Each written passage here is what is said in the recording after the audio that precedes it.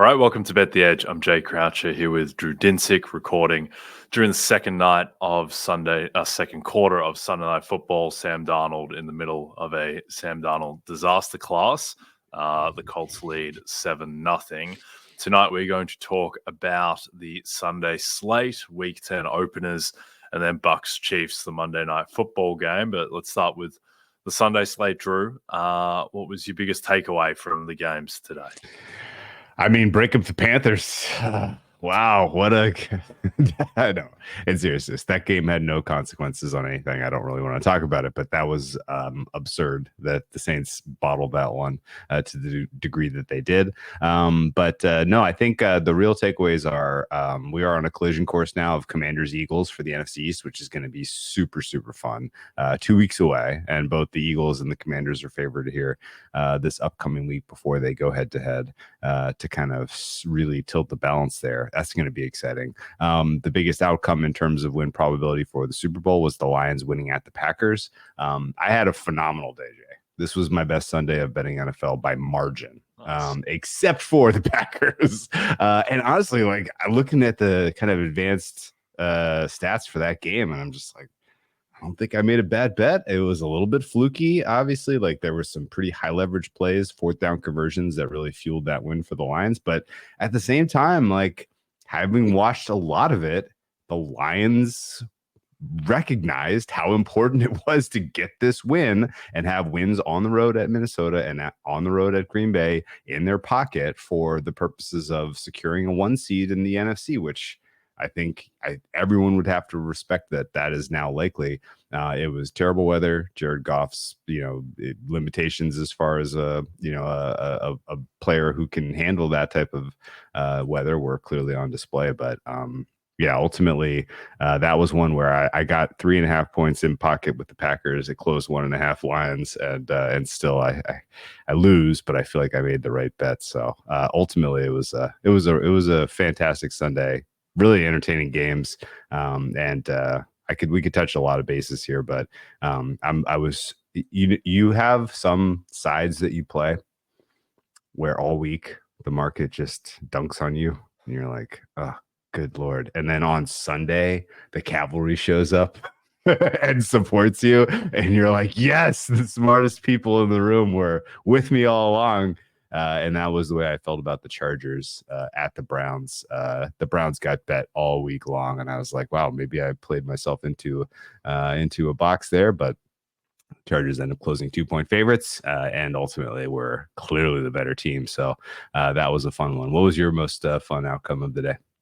I thought the Rams-Seahawks game was really compelling and perhaps the most exciting game of the day, but also came out of that game thinking that neither of those teams are particularly good. Where I think Stafford has gotten materially worse from where he was at the end of last year. Like Stafford, I mean, he should have thrown the game away. I think on the first pass of overtime where he threw the ball that should have been picked and then just fortuitously ended up in the hands of, I think, Ty Johnson from memory.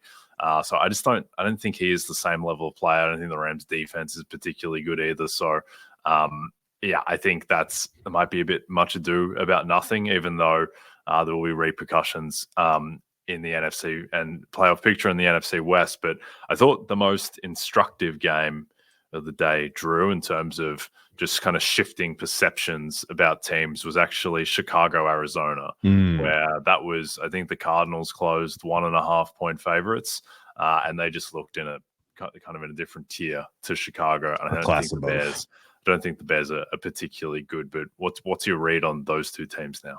No, 100%. That you come out of that one feeling like the Cardinals are a class above, and I mean, like, I get what you're saying about Seahawks Rams, where there were enough mistakes in that game that you can kind of hold those teams up as flawed.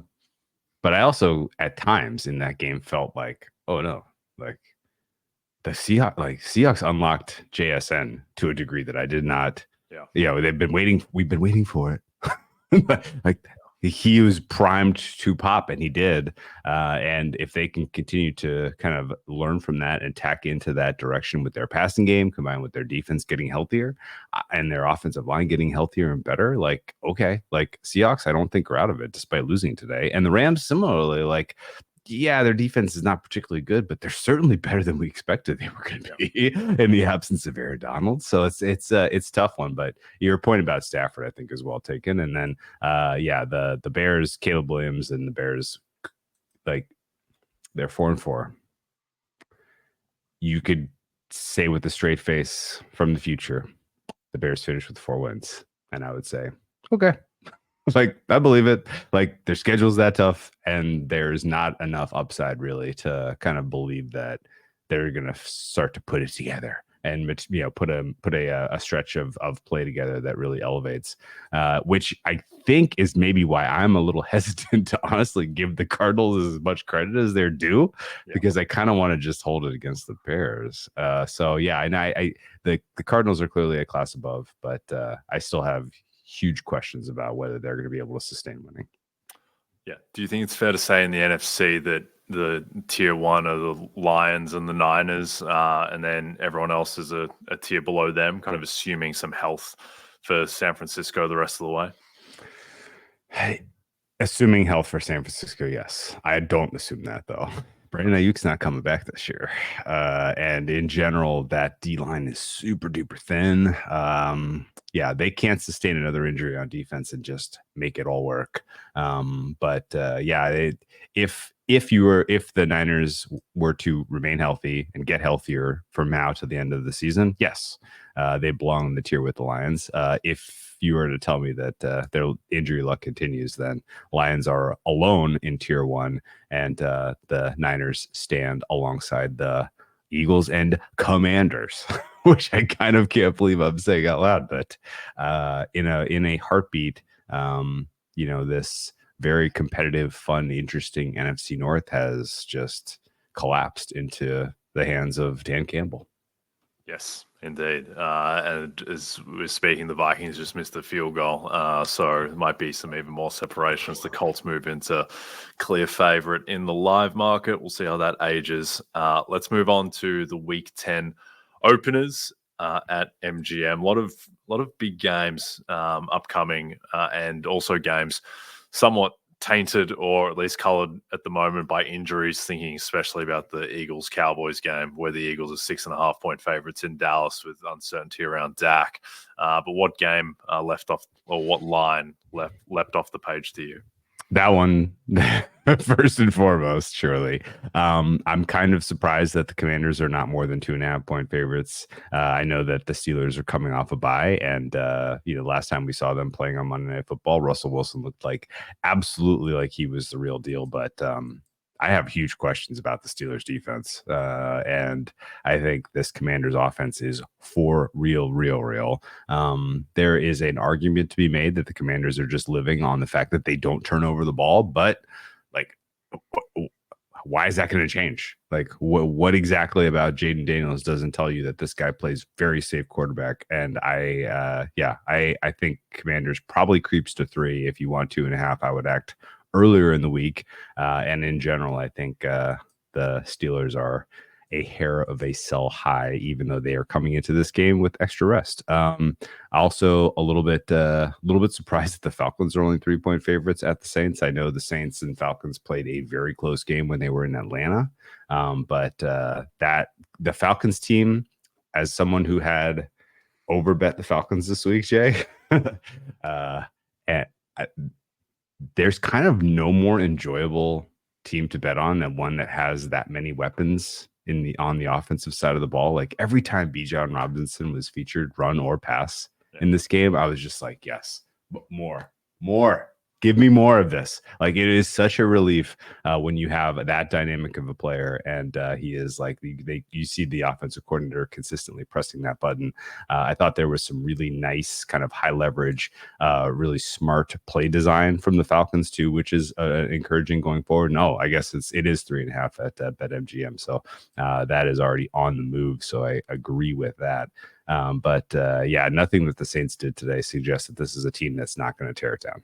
the internal kind of, I guess it was not even really internal, I guess, because it was quite public, but the angst that everyone seems to be expressing with the way that Derek Carr plays quarterback in that, and he's clearly, his comeback was not any type of savior situation for the Saints team is kind of notable, and the Falcons should be able to continue to carry their success forward against this limited squad. And I'm excited to see where the ceiling is there. What on the board among the openers really tickled you?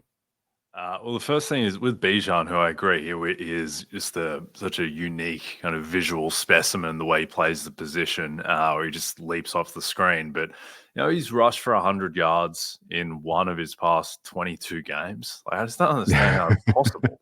So I watch the guy, and he looks like the best running back I've ever seen. And then it's once in 22 games. Like, he just doesn't break long runs. Like, he didn't have a 40-yard run last year at any time. He's never had a 40-yard run in his career. Like, how does that in the pros? Like, how does that even happen? It just feels like every single run, he's one guy making one guy miss away from breaking a 60-yarder. And it's never happened, which is very peculiar. But, yeah, he is obviously super exciting. And I agree. I think that there is a massive difference with Kirk Cousins for when he plays a legitimate defense and when he plays an illegitimate defense. I think the Saints defense is fairly illegitimate at this point. So I think the Falcons should roll in that one. I think the line is going to change based on Sunday Night Football, but I don't think the Vikings should be 5.5-point favorites in Jacksonville.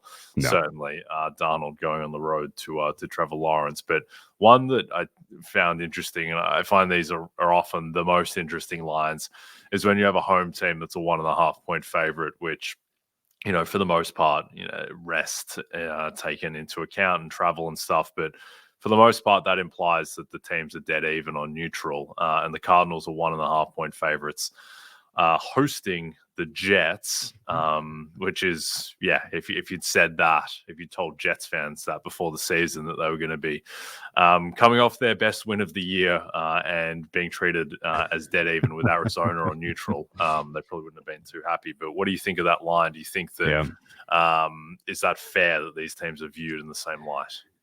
It's not. This should probably be 3. Okay. This is a tough one, man. The Jets were obviously, like, that was a huge kind of compelling victory on Thursday Night Football to save their season. I don't know how long it's going to last, and I don't know.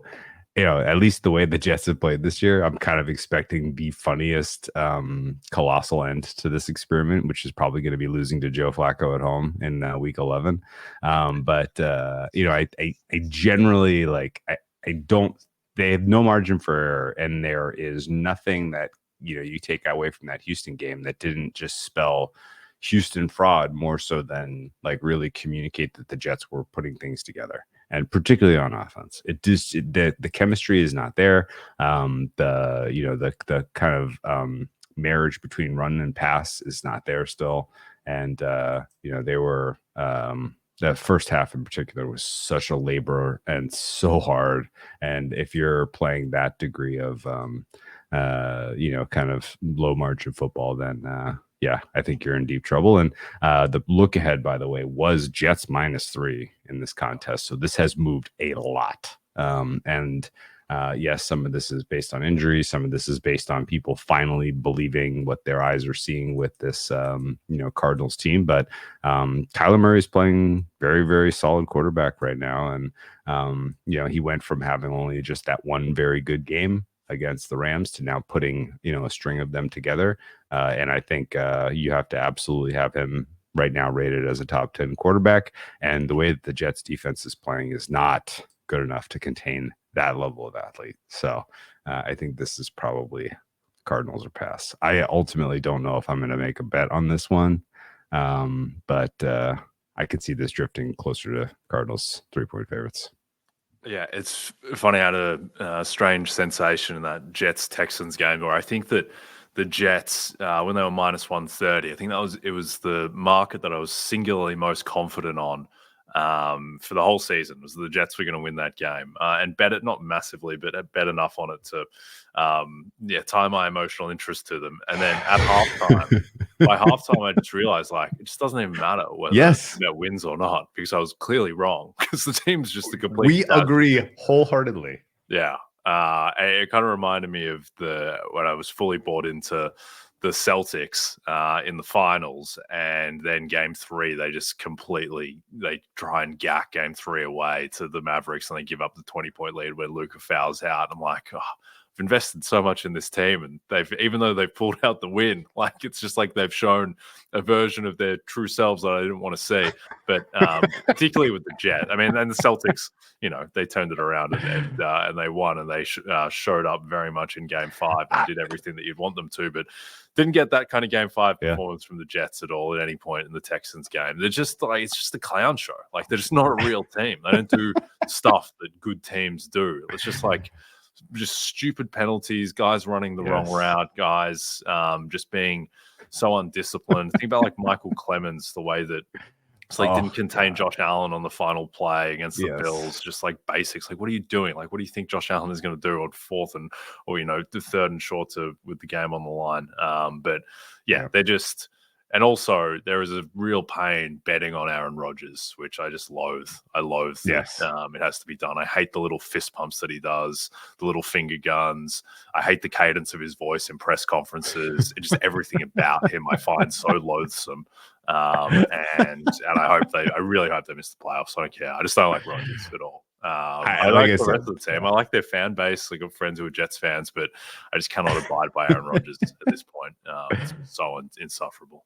It sounds like we're in the same headspace where we want the most hilarious, calamitous ending for the Jets 2024 season possible, which could come many different ways, but a loss to Flacco and the Colts would be up there among them. So you're telling me that Garrett Wilson's not going to make those type of catches often? I've watched a lot of football in my life, and I was surprised to learn that the 2-foot tap that George Pickens did was not a touchdown for the Steelers, because it was the same foot. And I am still scratching my head about how the Garrett Wilson shin was a completed touchdown pass, but it was hugely favorable for me. I had Jets in that game. I had second half bets that all needed those points to be counted, and yet still, this is not sustainable football. It's not good, and they're not well coached. They're not well prepared. They're not well schemed. They're not drawing up repeatable, successful plays. Almost everything positive you can say about the good teams in the NFL today, your Ravens, your Lions, none of that applies to what the Jets are doing. And it's disappointing, considering that they do have talented players on that roster. They're just, I think this is going to end in hilarious, calamitous fashion, and I'm here for it. Yeah, I honestly, the way I see it going, I think they're going to make the storm into the playoffs at 9-8, and then lose 40-11 against the Ravens in Baltimore in week 1 of the playoffs, and it will be sublime. I think their problem. I actually think the offense will be fine. I just think that Rodgers is not what he was clearly, but he's still playing at a solid level. He can still make the throws. He still has the arm strength. He's still Aaron Rodgers to an extent. And Wilson and Devontae Adams are just really, really good. And the O-line is competent. Breece Hall's not what he was 2 years ago. I'm not sure what is going on with him. But the issue is the defense. The best player on that defense right now is a 5'9" cornerback. I don't know what has happened to Sauce Gardner. He is not the guy that he was as a rookie remotely. I don't know if he spent the offseason reading articles about how good he is, but it's just he's just fallen off a cliff. Well, he was playing golf. And they just and they've just run out of bodies on the defensive line too, where it's Quinnen Williams and Pray for Rain, these guys. McDonald's a good pass rusher, but he really struggles in run defense. Clemens is terrible. Kinlaw, I think, might be done. I know you saw it live. You had to have seen it live. They take McDonald. McDonald gets hurt. He comes out of that game. The run defense for the Jets went up by a quality of an order of magnitude. It was now they can control the gaps. He's this generation's Vic Beasley. where it's like, yeah, he's good pass rushing moves and no commitment to run defense whatsoever. At least he's young and he may get better, but yeah, it's a very imperfect defense at the moment, and it's just not a well coached team, unfortunately. All right, before we get to, I think a couple of pretty well coached teams, certainly the Chiefs, and I think the Bucs are pretty well coached too. But first of all, to showdown in the Lone Star State this Sunday night, watch Jared Goff and the Lions take on CJ Stroud and the Texans as both teams fight for playoff position down the backstretch of the season. Coverage starts at 7 p.m. Eastern, only on NBC and Peacock. As you all know by now, we've teamed up with BetMGM this season. We'll be using BetMGM lines to make all our picks, and we'll have special offers for our listeners each week. If you haven't signed up to BetMGM yet, use bonus code BETEDGE, and you'll get up to a $1,500 first bet offer on your first wager with BetMGM. Here's how it works. Download the BetMGM app and sign up using bonus code BETEDGE. Deposit at least $10 and place your first wager on any game, and you'll receive up to $1,500 in bonus bets if your first bet loses. Just make sure you use bonus code BETEDGE when you sign up. See BetMGM.com for terms. 21 plus only. U.S. promotional offers not available in New York, Nevada, Ontario, or Puerto Rico. Gambling problem? Call 1-800-GAMBLER. Available in the U.S. Call 877-8-HOPE-NY or text HOPE-NY 467-369 in New York. Call 1-800-NEXT-STEP in Arizona, 1-800-327-5050 in Massachusetts, 1-800-BETS-OFF in Iowa, 1-800-981-0023 in Puerto Rico. First bet offer for new customers only, subject to eligibility requirements. Rewards are non-withdrawable bonus bets that expire in 7 days in partnership with Kansas Crossing Casino and Hotel. Don't forget, if you haven't signed up for BetMGM yet, use bonus code BETEDGE and get your $1,500 first bet offer today. Okay, Monday Night Football. Before we get into Bucs Chiefs, just watching Darnold at the moment, Sam Darnold, he really just is Nick Mullins with makeup and a black cocktail dress. He's the same guy. He's just a slightly better version, and it just looks better. But he's not good, and it's gonna end badly eventually. But anyway, let's talk about a couple of better quarterbacks. The greatest quarterback in Patrick Mahomes and ascending quarterback. I think certainly a top 15 quarterback at this point in Baker Mayfield. Chiefs 9-point favorites. No Mike Evans, no Chris Godwin. Be the Jalen McMillan, K. Dotton show. Suspecting. Do you think that the Bucs can shock the world in this one? It's not out of the realm of possibility, but I think the current price is relatively tight in terms of both win probability and fair spread for this contest. The Tampa Bay Buccaneers are an interesting case because right now I make them about 37-ish% chance to make the playoffs. And a win here would leap them right back into the mix, and a loss kind of moves them into effectively eliminated. So this is a massively, massively high leverage game for the Buccaneers. And usually we don't think of these as high leverage games when you are a plus 350 money line dog, because we kind of just assume you're going to lose. But the Buccaneers have been fairly well coached so far this year. The offensive scheme, I think, has taken a meaningful step forward. They have, I think, done a nice job of sort of really kind of leaning into their strengths, which is good pass protection. And when they had healthy wide receivers, just basically airing it out. And they've been doing the hot hand thing at running back, which I don't love, but they've caught hot hands at times. And I kind of have enough faith in this offensive, kind of scheming room to know that they come into this game expecting Baker Mayfield to throw the ball 40 times. I don't think that there's anyone in the world who has seen the rushing attack that Tampa Bay offers and how good the run defense is for the Chiefs and suggests you really got to beat the Chiefs with a balance. You got to establish the run to get a win here, guys. That seems absurd to say out loud. And I think that Liam Cohen and company are going to be relatively aggressive through the air here. And that is going to create a situation where either the Chiefs are successful with their now third, fourth, and fifth options at wide receiver.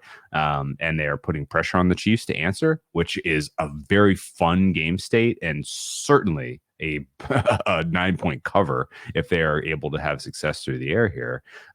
Or it is a, it's relatively quick 3 and out, short drives, a lot of punts. And, if the, Tampa Bay Buccaneers defense is not going to be able to resist, I don't think, the scheming of Andy Reid and company. And so they're going to concede points here. The question just becomes, once this gets to a 2-score lead, can the Chiefs basically just put this game away relatively effortlessly? And I think that's in the realm of possibility. So this is almost entirely comes down to how likely do you think the Tampa Bay Buccaneers are going to succeed through the air early in this contest? And if you don't believe they can, because they don't have the weapons right now in the passing game with Godwin and Evans out, then I think the right answer is under.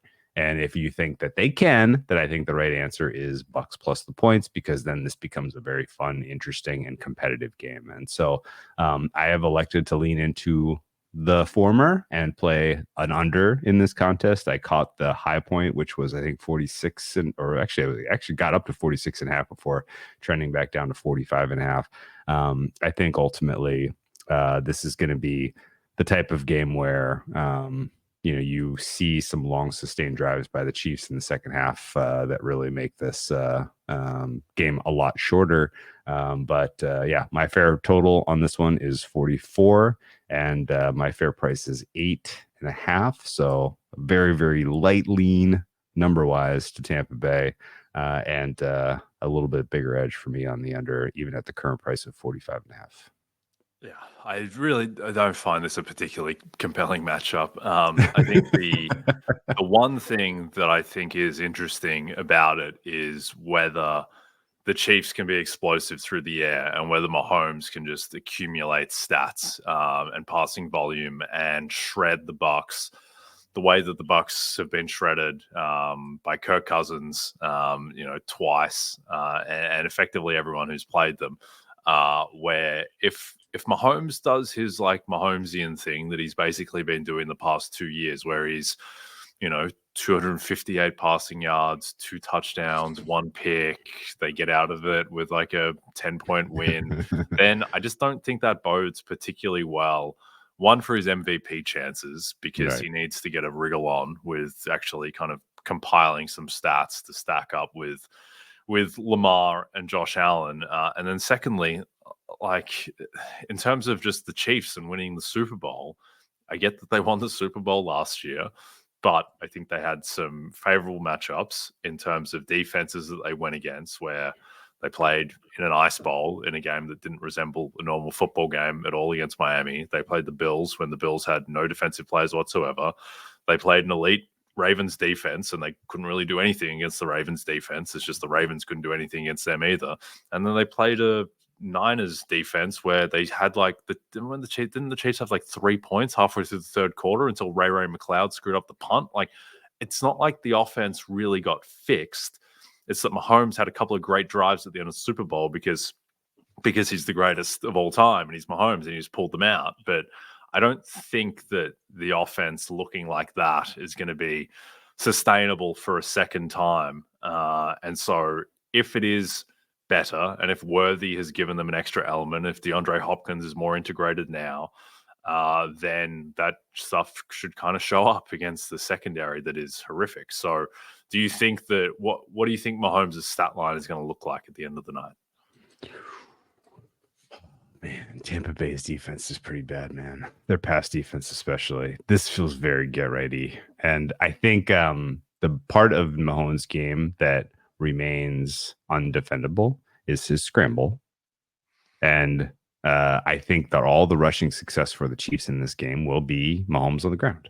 I'm going to say he ends up with 7 carries for 53 yards on the ground. And I'm going to say his passing yardage is 18 for 29 for 290 with 2 touchdowns and a pick. I don't know that the weapons that they have for Kansas City right now scare me at all. And I think they're going to continue to win ugly. And I think that they can cover this game. Surely they can win by 10 points, but it's going to come down to having an 8-minute drive that puts this game away when they're up 2 scores late. And if all of a sudden the Chiefs looked completely fixed offensively, I will be the first to acknowledge that I did not see it coming, because as rostered, I just don't see it coming. Yeah, right now the Chiefs, their top wide receivers in terms of receiving yards props: DeAndre Hopkins, 42.5; Xavier Worthy, 36.5; Noah Gray, he's tight end, 22.5. Like Kelsey's set at 60.5. Yeah, but it's just not. I wonder where where his passing volume is going to come from. Again, as I've kind of wondered for 2 years now, like his passing prop is set at 247.5. If he is, I mean, this is probably the type of game where it is reasonable to take alternate overs on Mahomes, because one, I think he has looked better in recent weeks. I think back to the Saints game where he really could have had 400 yards through the air and 2 touchdowns.